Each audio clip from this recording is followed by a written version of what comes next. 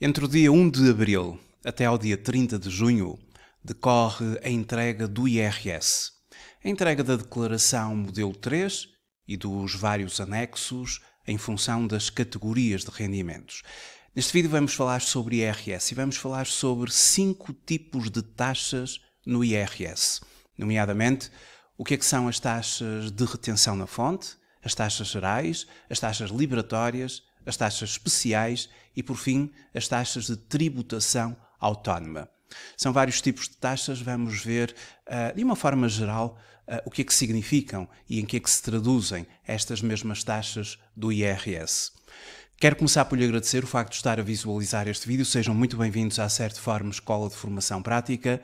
Eu chamo Miguel Fragoso, sou economista e contabilista certificado e sou formador nas áreas da contabilidade, fiscalidade, finanças empresariais e gestão de negócios.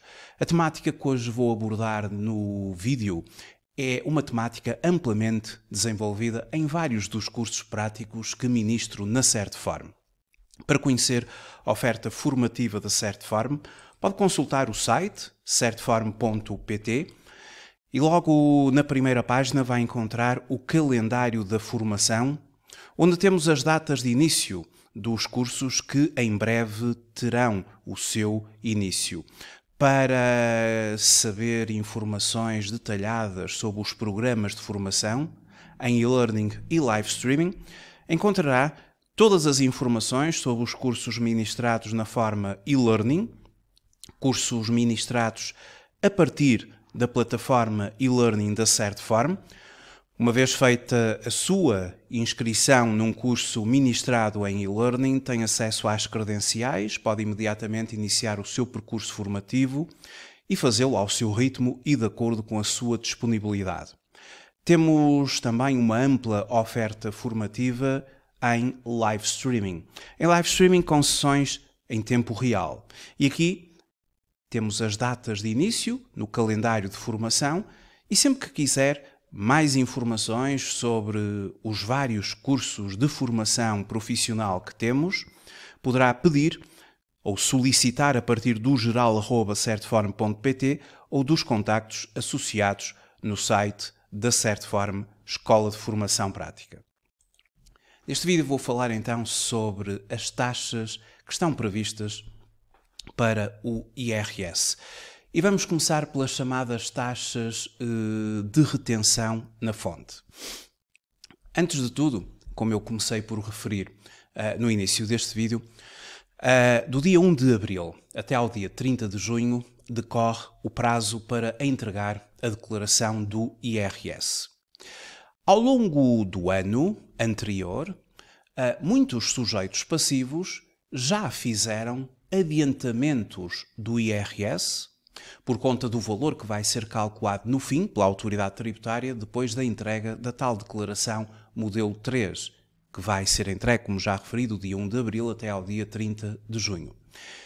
Essas antecipações são a título de retenção na fonte. Podem também ser pagamentos por conta, nomeadamente no âmbito da categoria B dos trabalhadores independentes. No nosso código do IRS, e vamos agora consultar um manual de IRS que concebi para os meus formandos desta matéria de IRS. Vamos começar por fazer uma breve referência às várias categorias do IRS. E depois vamos falar sobre as taxas que estão previstas no código.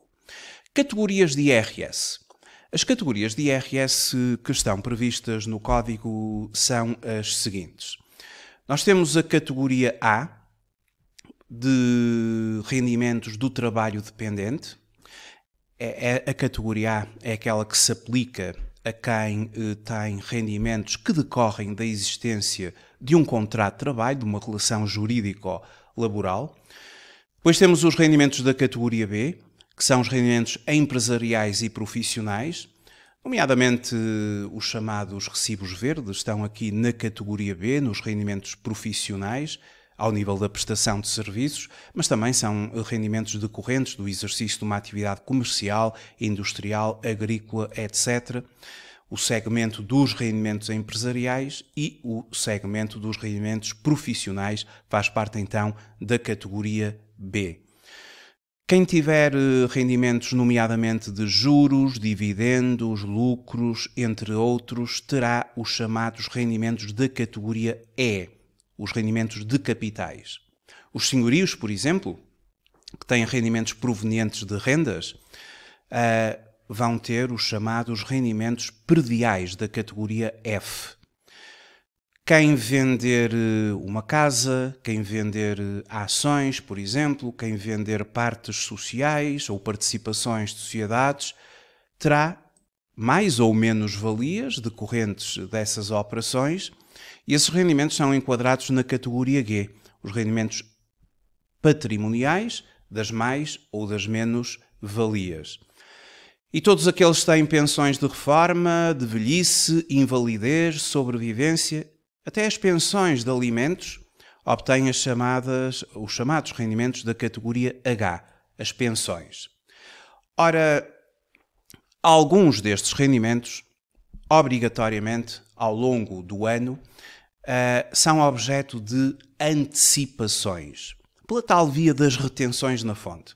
Isso ocorre, por exemplo, na categoria A, ocorre na categoria B, pode ocorrer na categoria E, na própria categoria F, verifica-se e na própria categoria H das pensões poderão verificar-se antecipações.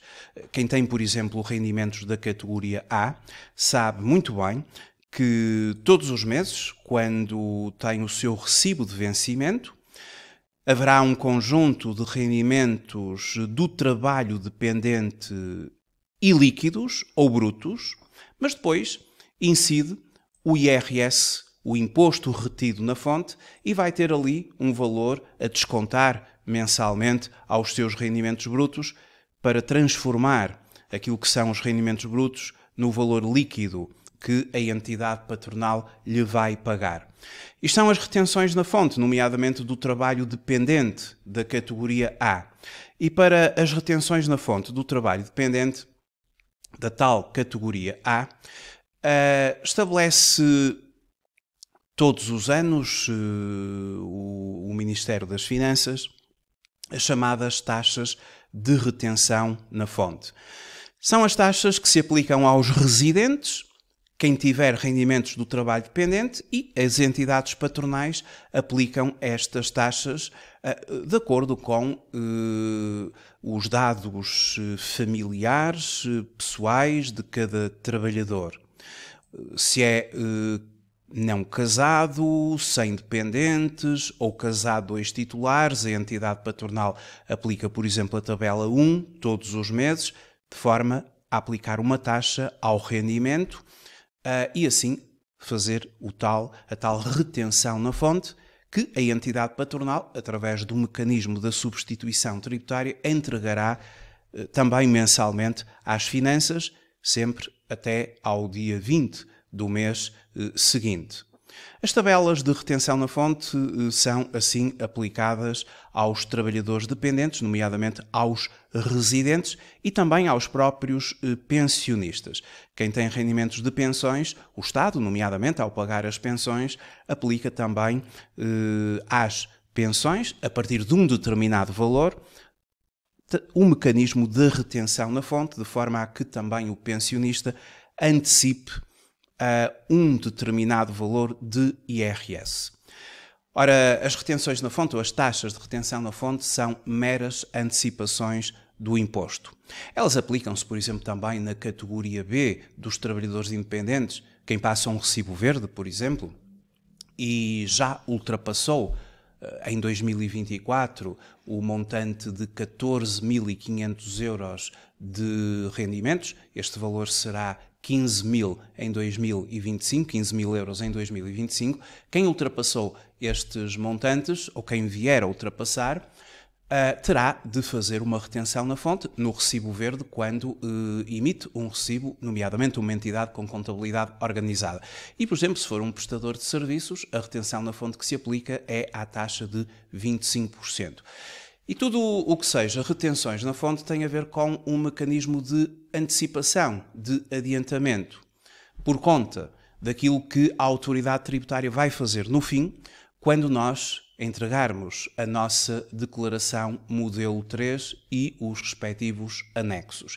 Então agora vamos falar do outro tipo de taxas, que são as chamadas taxas gerais. Através do mecanismo de englobamento de rendimentos, que é feito no cálculo do IRS, aos rendimentos englobados, e uma vez calculado o denominado rendimento coletável, a autoridade tributária vai aplicar as chamadas taxas gerais, em função de escalões dos rendimentos englobados a que o contribuinte ou o sujeito passivo vai estar sujeito. As taxas gerais são as que estão previstas no artigo 68 do Código do IRS.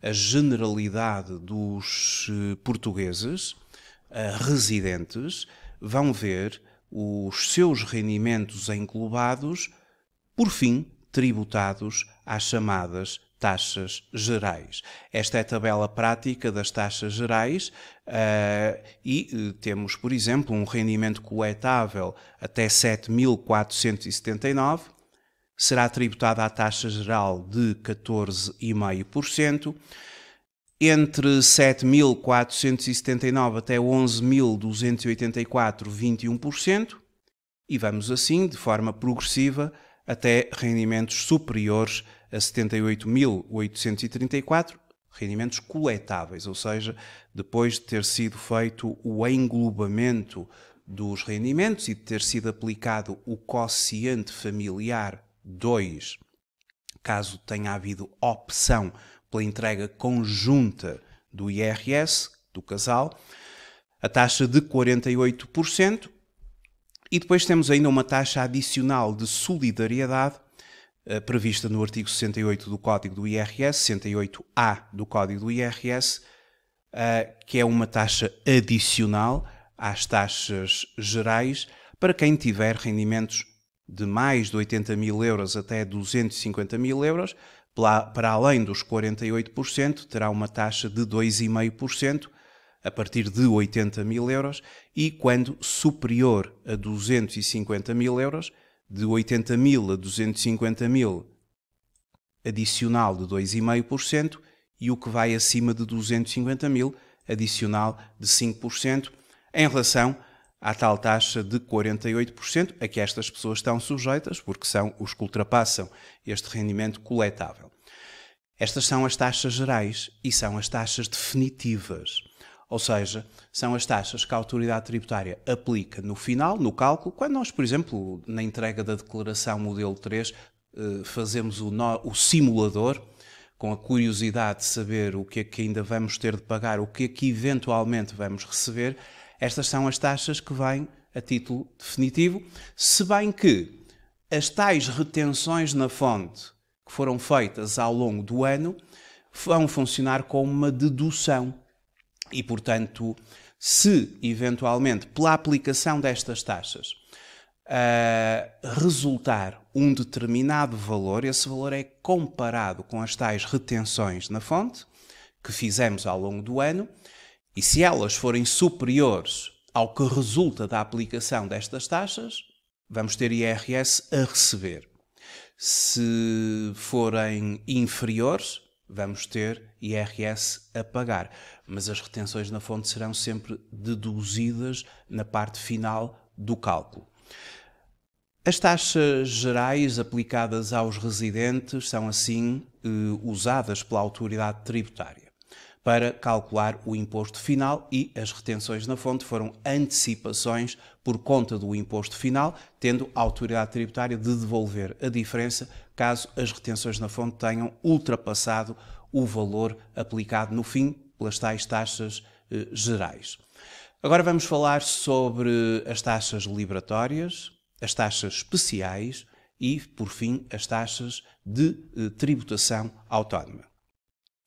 No código do IRS, apenas para fazermos aqui uma referência à norma, as taxas gerais que eu acabei agora de referir estão previstas no artigo 68, conforme tinha dito. As taxas adicionais ou a taxa adicional de solidariedade no artigo 68A. E As taxas liberatórias, as quais eu agora vou abordar, estão previstas no artigo 71 do Código do IRS. O que é que são taxas liberatórias? Obviamente que para termos a noção sobre o que é que elas incidem, temos de fazer a leitura do artigo 71 do Código do IRS. Mas de uma forma muito geral, aquilo que caracteriza as taxas liberatórias é, conforme a própria palavra indica, liberatória, vai liberar o sujeito passivo de declarar o rendimento que esteve sujeito à taxa liberatória. Ou seja, o contribuinte, o sujeito passivo, se tiver um determinado rendimento que foi tributado pela entidade pagadora desse rendimento, ou melhor dizendo, a entidade pagadora desse rendimento aplicou uma taxa liberatória, o sujeito passivo está liberado, não tem de declarar esse mesmo rendimento. Isso acontece, por exemplo, com os juros dos depósitos bancários, acontece, por exemplo, com os lucros, com os dividendos, que são rendimentos todos eles da categoria E dos capitais. Quem tiver, por exemplo, rendimentos da categoria E de juros de um depósito a prazo ou juros de suprimentos, por exemplo, de um empréstimo que fez uma sociedade à sua empresa, quando o banco, por exemplo, nos paga os juros, vai o banco aplicar 28% aos respectivos juros. Por exemplo, se eu tiver direito a 100 euros de juros, na minha conta apenas aparecem 72 euros, porque o banco aplicou a taxa de 28%, o que dá 28 euros sobre 100 euros de juros, e o próprio banco, até ao dia 20 do mês seguinte, entregou à autoridade tributária, às finanças, essa mesma verba. Isso acontece pelas próprias empresas, por exemplo, que pagam dividendos aos acionistas ou pagando juros aos sócios. Quando é feito esse pagamento, a entidade aplica, no caso concreto, 28% de taxa liberatória, que começa por ser uma taxa de retenção na fonte, e o sujeito passivo já não tem que declarar aquele rendimento. Mas pode fazê-lo se o entender. E se o quiser fazer, terá de preencher o respectivo anexo das finanças. Por exemplo, se nós entendermos declarar os juros dos depósitos a prazo, teremos de preencher o anexo E.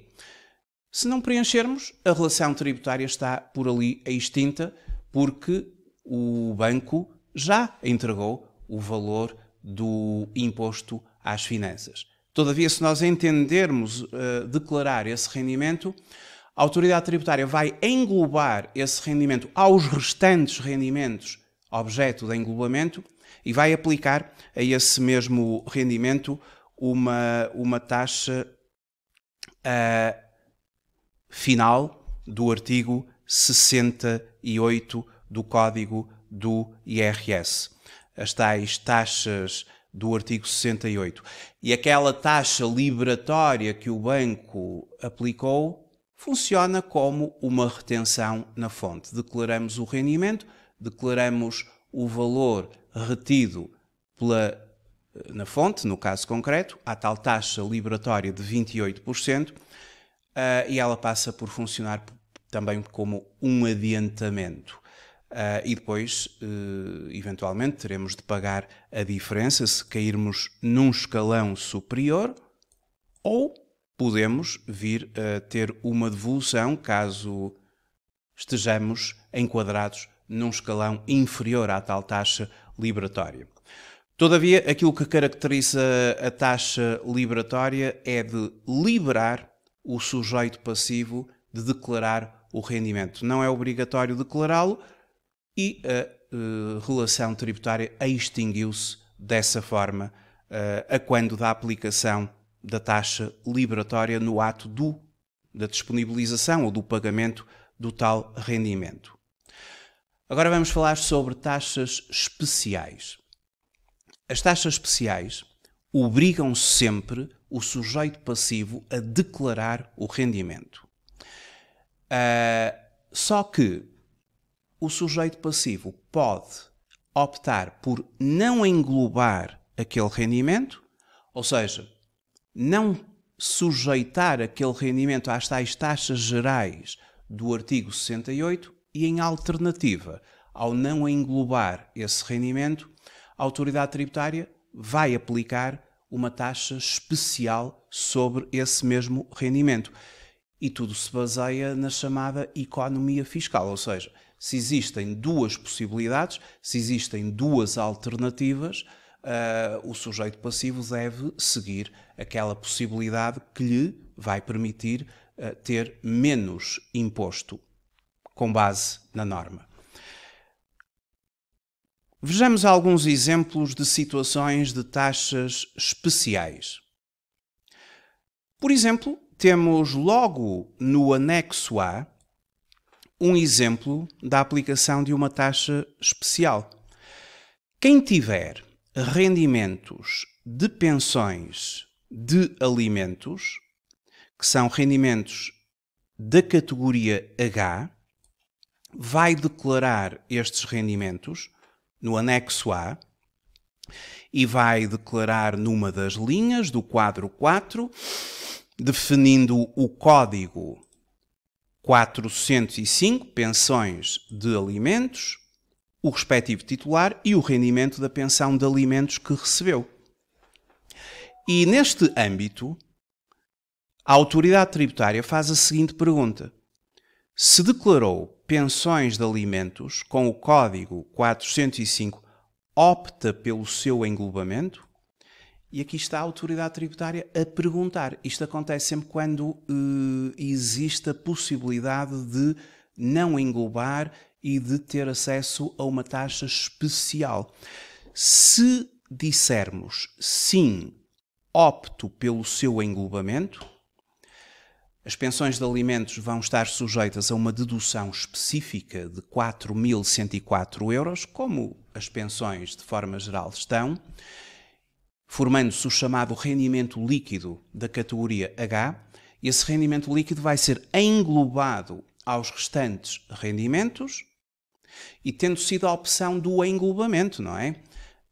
Tudo, ao formar o chamado rendimento coletável, estará sujeito àquelas tais taxas gerais do artigo 68 do Código do IRS. Agora, se o sujeito passivo optar por não englobar, colocar ali a cruz em não englobar, neste caso a autoridade tributária não pode somar o valor líquido das pensões de alimentos aos outros rendimentos, nomeadamente do trabalho dependente ou independente, mas tem que isolar o rendimento líquido das pensões e aplicar-lhe uma taxa especial. E essa taxa especial, por exemplo, no caso das pensões de alimentos, é de 20%. E pode ser vantajoso para o sujeito passivo. Aliás, o sujeito passivo, conforme eu já referi, ele deve sempre optar pelo caminho que lhe vai conduzir a uma maior economia fiscal. E por isso eu aconselho que quem estiver a fazer o preenchimento da declaração do IRS e se deparar com estas perguntas, opta pelo englobamento de um determinado rendimento, sim ou não,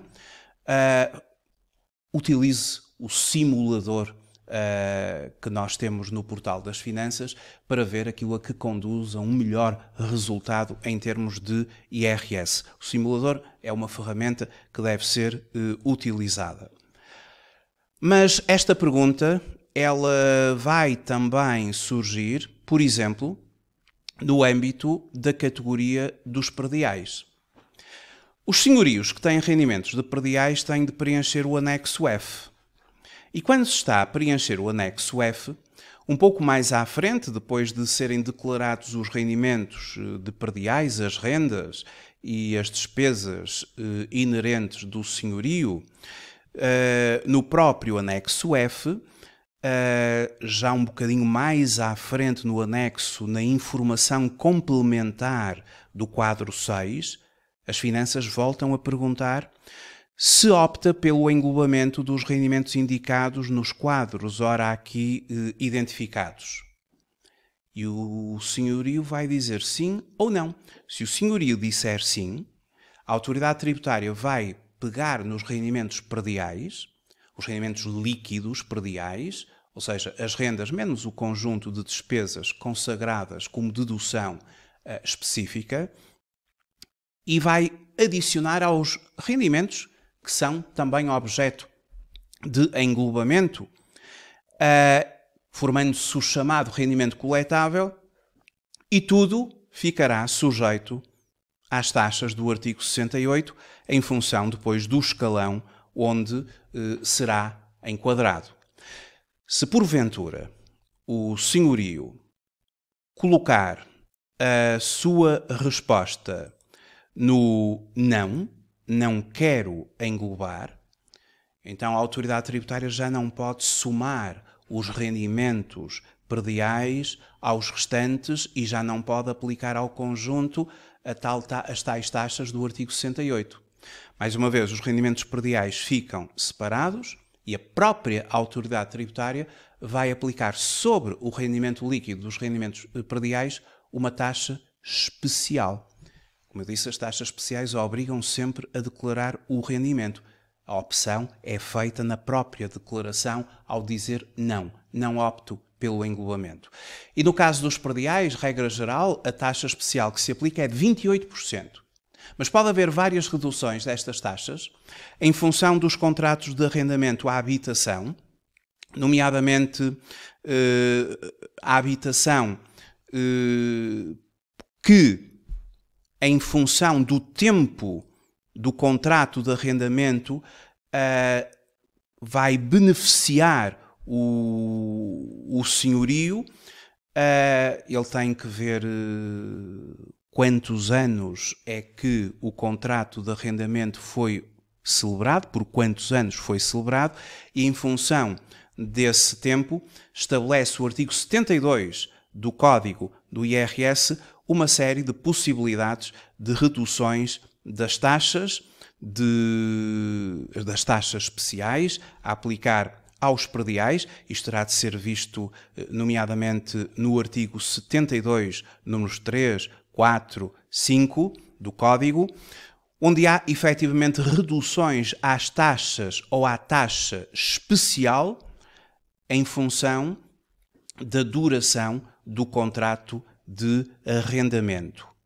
E, portanto, nesses casos de contratos de arrendamento para habitação e com a duração superior àquela que a legislação que agora estou a identificar no artigo 72 do Código do IRS, o senhorio, ao optar por não englobar, ser-lhe aplicada a taxa especial com as reduções previstas na norma, o que é bastante proveitoso para o senhorio ter estes benefícios dos contratos de arrendamento de maior duração.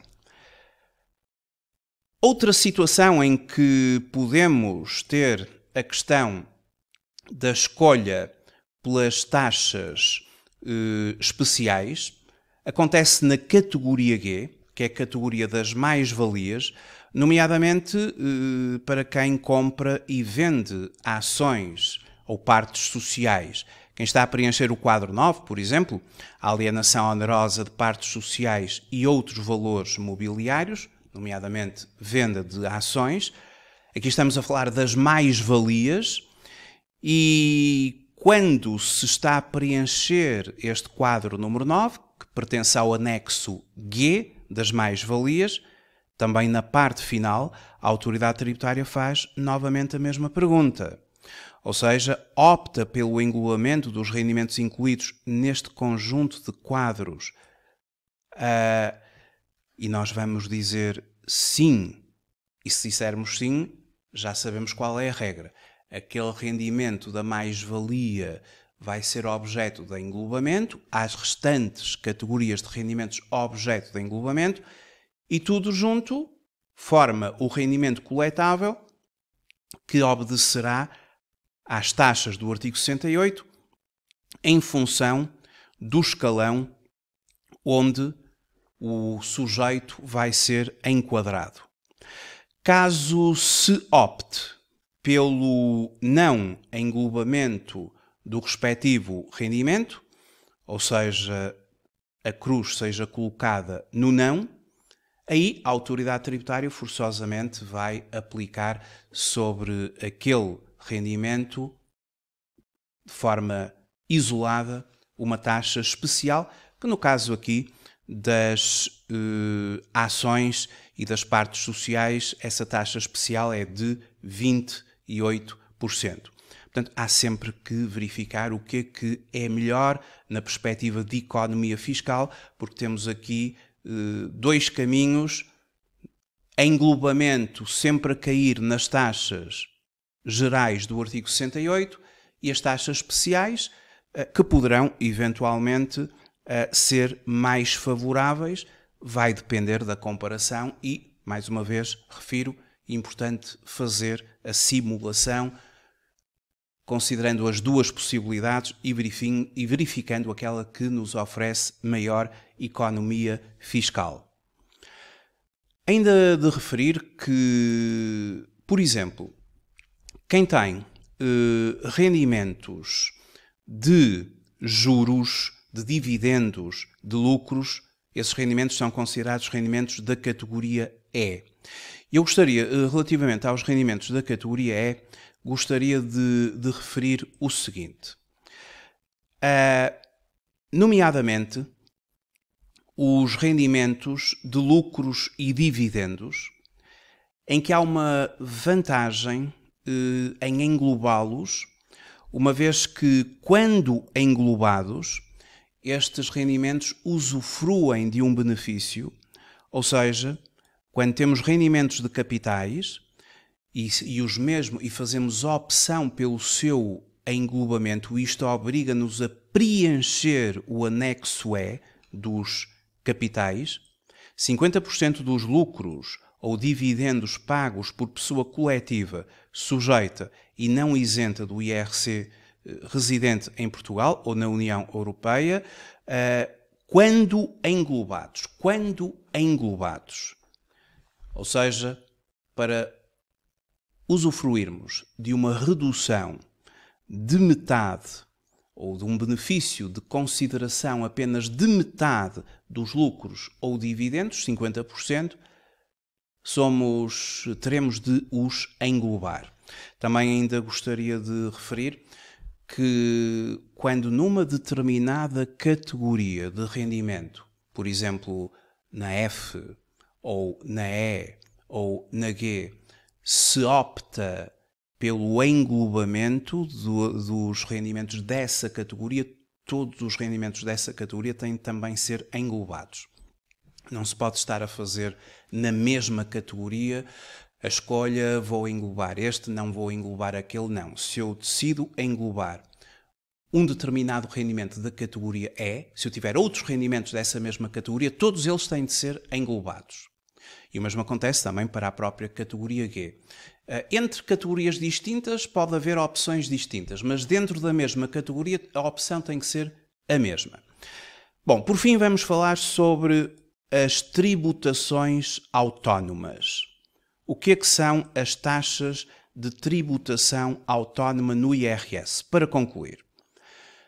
Ora, no Código do IRS, as taxas de tributação autónoma estão consideradas aqui no âmbito das taxas, no artigo 73, taxas de tributação autónoma.